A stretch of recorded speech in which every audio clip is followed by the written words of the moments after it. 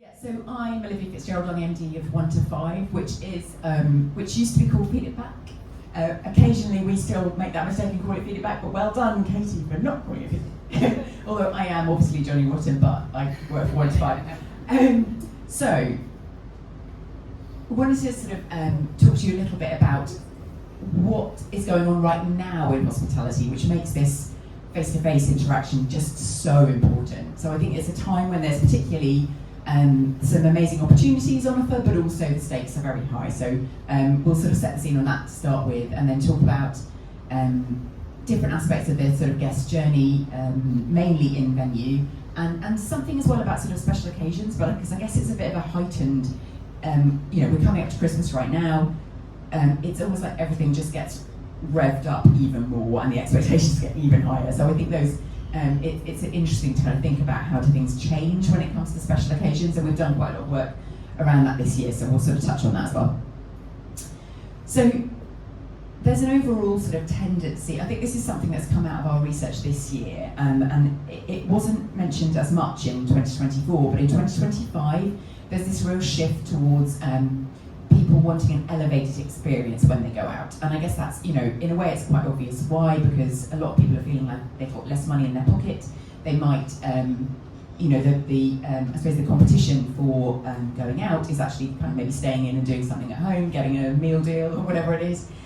So people do still want to go out, but they want to have a really amazing experience when they go out. So this whole shift to sort of value for experience, if you like, is a different way that perhaps guests are thinking about going out and why they would spend their sort of hard-earned cash. There are compromises going on in terms of what people will spend, which I'm sure is not news to anybody, but we did this study in the summer this year where we found that 50% of our, we had 26,000 people respond to the survey questions about where they might be cutting back. So 50% of people are saying that they have been impacted this year on and they are thinking about cutting back. Where they're cutting back is probably some of the more like everyday meal experiences, or so things like midweek lunches and midweek evenings out are definitely the areas where people are prepared to cut back. But the good news, or something to be aware of, is only 6% are prepared to cut back when it comes to special occasions. So for birthdays, special kind of dates in the calendar, they really don't want to compromise. They still want to have that big night out. However, there's a sting in the tail of that, which is that whereas NPS on average across our whole customer base is 69 at the moment for across all occasions. When it comes to celebrations, birthdays, Valentine's, it dives down to 50. So although there's a huge opportunity when people are prepared to go out and spend money, their expectations are super high at the same time. So how do we gear up for that? And I think sort of following on from that in a way, some work that Zonal and CGA did last year that in terms of losing diners or guests' loyalty, it only takes now 1 or 2 poor experiences for them to feel like they're not going to come back the next time and they're just voting with their feet. So it's that consistency is incredibly important, I suppose, more than ever. So just thinking about that sort of shift from value for money to value for experience, I mean, certainly, I guess the whole idea of what constitutes value, it's actually quite different for different brands. It can be different for different people, it can be different. Price is a component in it. So we found some interesting things sort of around price. One, as you might expect, an increase, 60% of our kind of respondents said that if prices went up by £2 on a main course dish, that they would think about going elsewhere. However, when we looked at the 18 to 24s, who are would tend to be more price sensitive than any other part of the respondents, they would still go if it was their favourite restaurant. They would still go there. So 38% would still go there even if the main course increased by £2.50 or more. So there's kind of I suppose that just shows you that sort of like if people feel they're getting something very special and a really amazing experience, then they are prepared to spend money still. So quite a crazy graph here, but they just to show you in terms of the data across all the businesses that we work with, this dip. I guess this is just making it a sort of graphical for you that where so NPS dips every single year across all of the sectors that we work with. So you've got sort of everything from bars, casual dining, competitive socialising, fast casual, and then the dotted line is the industry average. They all dip over Christmas. So across the board, and this goes for all age groups as well, and all kinds of demographics, that where expectations are super high, they're harder to please. So I suppose the question for us that we got to with that was that are we doing everything we can to then gear up for those kind of those times where people's expectations are even higher? How do we gear up for that? And it's kind of paradoxical in a way over Christmas that in that sort of 6-week period around Christmas, your footfall is higher, so volume is higher, spend per head is higher, but it doesn't mean that people are at their happiest. Actually, they're at their least happy. So there's a real risk there. Although you might feel happy that the revenue is coming in, and of course that's important. It's high stakes. You need to, if you're thinking about are they coming back next year, it's a crucial time. And it's interesting as well that really with competitive socialising now, although I think for a couple of years in the early days of competitive socialising, it was we saw NPS scores being sort of like the highest in the industry, but I think now you're seeing it settle much back down to a more kind of normal sort of range. So in a way, I suppose I think all kinds of businesses need to think about this value for experience question, and it's not just about sort of experiential businesses as such. Sorry, this is a bit pale, but I wondered, I wanted to kind of ask the question, like, are we really listening? And in a way, like, why wouldn't we? Like, as hospitality businesses, why wouldn't we listen to our customers? But I think there are a few sort of, maybe sort of structural reasons why it can be quite difficult to actually listen, or why it doesn't in practice happen. I've pinched this slide from James Moss, and I think he's going to talk about it a lot more later, so I won't go into it in loads of detail, but I think one of the things is that there are all these different customer touch points in terms of what makes great value, what makes a great experience. It consists of, the all-important face-to-face stuff that we're talking about today, but also all these other sort of tech touch points, pre-visit touch points, a bit like what Katie was talking about earlier. It's not just, so all these things have to connect and they all have to work. And that's no mean feat, really. I also think that it's often internal teams with different KPIs mean that perhaps we're looking at data in silo, and we're not looking. I think sometimes things like customer experience is owned by one part of the business and perhaps not seen very much by others, or perhaps it's not looked at in comparison to your employee NPS or your. I think seeing customer experience and employee NPS and trading data alongside each other is probably how you get the whole picture, but whether that always happens is a question mark, I think. And I think there's just actually sometimes too much data that's too hard to find. I think I've heard a lot of times in the last few years that GM's front of house might have up to 20 different platforms to log into on a, perhaps on a daily basis or at least on a weekly basis. And that's, to be expected to log in and find reports and dig out the crucial information is just not realistic. So I think that's another problem that perhaps tech providers need to help with. So I'm not going to talk too much about the pre-visit stuff because this is all about the actual visit. But I think it is important to say that it's not. With these journeys, they're not one size fits all, and I suppose that makes it a bit more difficult. But we definitely see this in the sort of pre-visit experience, that what the visit type is and everything about your brand, I suppose, your brand proposition has a huge impact on what discovery channels people are going to be looking at, why they're visiting, and their perceptions of value. So that value doesn't mean the same thing across the board, which makes it more tricky, I guess. But so in a typical F&B sort of business, online reviews are the most influential channel that people cite. TikTok is becoming kind of more important as an influencer. We're beginning to see AI search. I mean, this was going back sort of 5 months ago. 4% of diners said that they were using AI search engines. I actually think if we did that right now, it would be much higher. I think it's becoming far more commonplace. But that picture looks quite different when, for example, if you look at competitive socialising, it's much more about recommendations from friends is the key sort of influencer that leads people to choose a particular venue. Online platforms are also important, but often the more visually orientated ones. And down here with only 10% of visitors to a competitive socialising venue say that they're really looking at Google reviews to make their choice. So that's really quite a different sort of picture.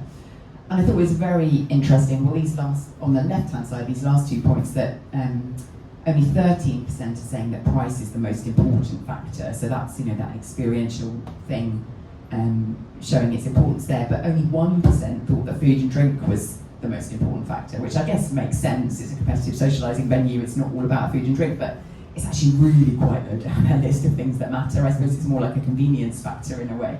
So yeah, it's not one size fits all, I guess, is the message there. So when it comes to in the venue and up close and personal with your customers, we're always interested to see that there's quite a lot of detail below the surface that's really important. That and this can vary from brand to brand, but this is looking at across our whole customer base.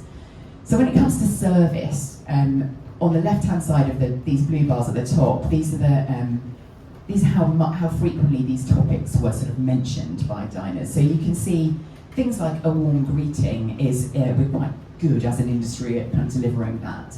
But when it comes down to sharing knowledge, it's less than half of guests are saying that they feel that the staff actually shared their knowledge when they were in the venue. And I think it's kind of, this is really telling, I think, that actually, so what these bars are showing are the correlation between promoters, so this is NPS scores. So promoters, generally people who would recommend the experience, and detractors who wouldn't, the opposite. So you can see that the correlation between when a member of staff has shared their knowledge, the guest is far more likely to promote that venue. So I feel like that's something that's getting a little bit lost at the moment. Sometimes that knowledge and training aspect is perhaps people are underrating how important that is to the guest. That it feels, I guess, it gives you confidence.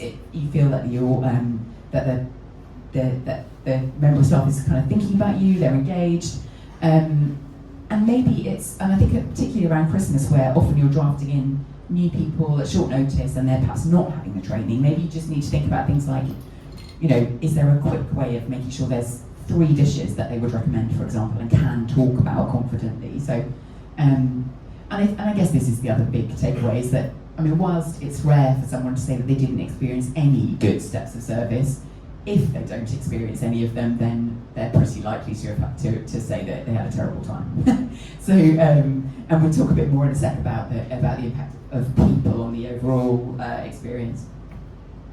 So, topic impact is something that we talk about a lot at 1 to 5, and it's I guess it's like sometimes what people complain about or say they didn't have a great experience about is there's a lot of noise around it, but how much does that actually hurt your business? So the way we look at that is to see what is that correlation between sort of detractors and complaint topics, or just topics that are mentioned negatively.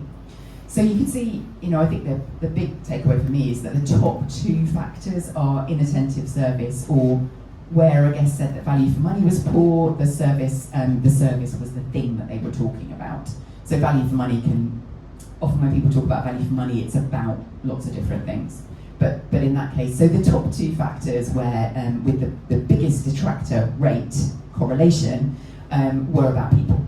So I think that's just across the board, and this tends to go for almost all of our clients really, that they'll see this. So. And although food, of course, is important, it is lower down. So I think people are more prepared to forgive if there's if the food is not perfect, but the service is amazing, they are that people are prepared to be more forgiving on the whole. There's also a really interesting sort of interrelationship between topics.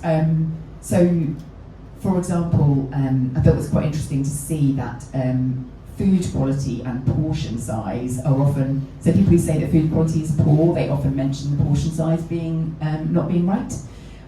So there's kind of like hidden links between. I obviously found this stat so interesting that I put it on twice, so I didn't actually notice that I'd done that. But also things like management availability being quite strongly linked to inattentive service. That's, a lot of things that just make sense. But I think ways that you can kind of unearth some of the things that are going on in people's minds that constitute kind of, what makes great value or otherwise. So things do tend to change at Christmas. So I thought that when, with obviously Christmas is coming up, and although a lot of our marketing and menu planning is obviously done by now, motivating the teams to deliver a really great experience around Christmas is still, it still needs to happen. So things tend to switch around a little bit at Christmas. So where we looked at the fact that the people things were the top sort of topics that influence detractors on the previous slides. At the top here you've got the food quality and undercooked food temperature. Those are the really big bugbears that people have over the Christmas period. So things switch around a bit. You get, at the very top you've got food issues, and I suppose people have like really high expectations of having an amazing meal over Christmas. And perhaps as well because the volumes of food that we're producing are much higher than usual. Perhaps that's another thing where we need to think about, like, are we fully prepared for that kind of real hit of a sort of Christmas activity? So you can see with all of the different topics on the left-hand side, these are actually complaint sort of topics. So what's actually driving when someone's really not happy? So this would be things where people mentioned in a survey what was it that they didn't think was great. This is where they've actually complained on the left-hand side. So you can see, for example, that speed of service becomes sort of more problematic over Christmas. Perhaps again that's to do with the volumes and something just to sort of watch out for. And value for money also sort of, I guess, always super important. So food, I think one of the other kind of slightly hidden things in some cases is food. The dishes that you sell a lot of might not necessarily be the ones that are that people are loving most. So this axis here is popularity, so how much a dish is being ordered, and on the left-hand side, how well are they being rated? So over here, you're able to look, I guess, in very granular detail. If you've got this kind of dish level feedback, you're able to look at in very granular detail at which dishes do I definitely want to keep on my menu because they get ordered a lot and people love them. Which ones I might want to, on the left-hand side here, that I might want to just list in a more interesting way on the menu, or and then underneath that, the ones that are neither ordered very frequently or rated very high. So obviously you're just going to ditch those ones. So I think this kind of the way food is driving overall experience and getting into the nitty-gritty of that, I think is really important. People, and just to mention kind of people as and what some success stories, I suppose, about what can be done to unlock the power of your people in their experience. We did sort of working at the moment on a case study with Tip Jar, who are here in the room, and they've done some work recently with Honest Burger to really to turn around a sort of, I guess they wanted to impact how long staff stayed with them. Also, they knew that would impact their guests' experience. They did that by sort of making sure that they were getting more in the way of tips, also some other sort of a range of other benefits that they launched. But the impact was really, really huge. So they saw, yes, the team got increased earnings, but they also had a 30% improvement in staff turnover. At the same time, an 11.3 increase in like-for-like sales. And from our side, what we saw was a 50% increase in staff mentions in reviews and surveys. So I guess guests really noticed the difference, and everybody won, I suppose. So kind of one of those really nice kind of studies. Just merries to watch over Christmas. I think this one here with drinks not being kept topped up. So we asked what people experienced in their Christmas visit, and only 34% said their drinks were kept topped up. I think that's just a really easy takeaway. We find this pretty much every year. Guests want more drinks than we're giving them, so that seems like a really easy one to remedy. These are my sort of key takeaways overall. So I think if I were an operator right now, I would be thinking really clearly about that dip in NPS for special occasions. Like, how can I prepare for that? How can I make sure my team are able to sound knowledgeable, even if they are quite new? How can I make sure that those operational sort of speed of service type issues could be resolved before that peak hits? It's difficult to move to a different gear, but if you don't do it, that might hit you next year. You know, I guess you're thinking about, okay, they're spending here and now, but are they going to come back next Christmas? I think understanding what's going on with your service and your menu in detail, so you can cut out the noise and focus on what's really having an impact. I think that's sort of something that I think is really important, going below the surface of not just thinking about what's selling most today, but what are people actually really loving. So consider menu training hacks. We sort of talked about that.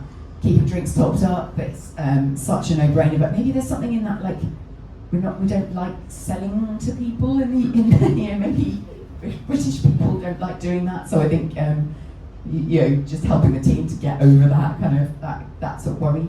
And happy team and happy guests absolutely go together. We know that, but can you keep tabs on them side by side? Can you see that data all in the same place?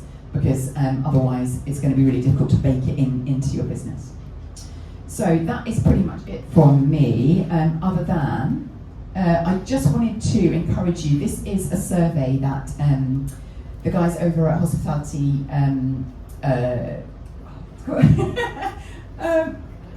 Yes, Hospitality Sector Council, sorry, total brain freeze moment.